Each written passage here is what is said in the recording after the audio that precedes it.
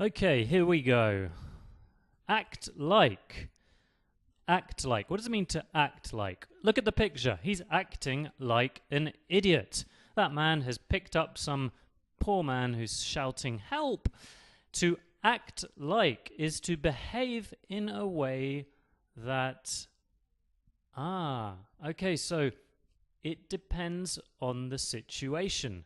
But if you are acting like something, you are behaving like something. So let's look at some examples. Rob was acting like a complete idiot today. He picked up our colleague in the middle of the office. I don't understand why. Now, I have to tell you that we often say acting like an idiot. It's usually used in a negative way, to act like. And this example is a perfect example. Rob was acting like a complete idiot today. Don't act like you're interested in someone if you're not. You shouldn't play games with someone's feelings. Okay, this is a romantic example.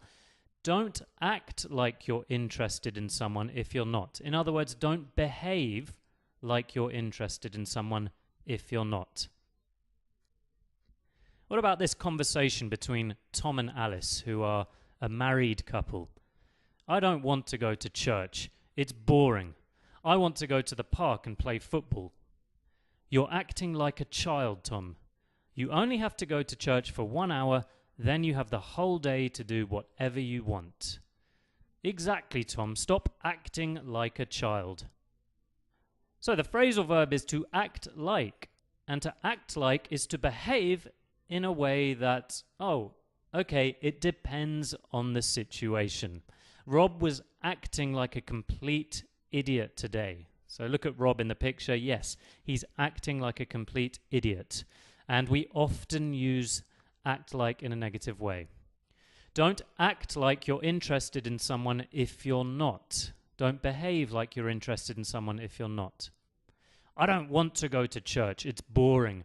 I want to go to the park and play football. You're acting like a child, Tom.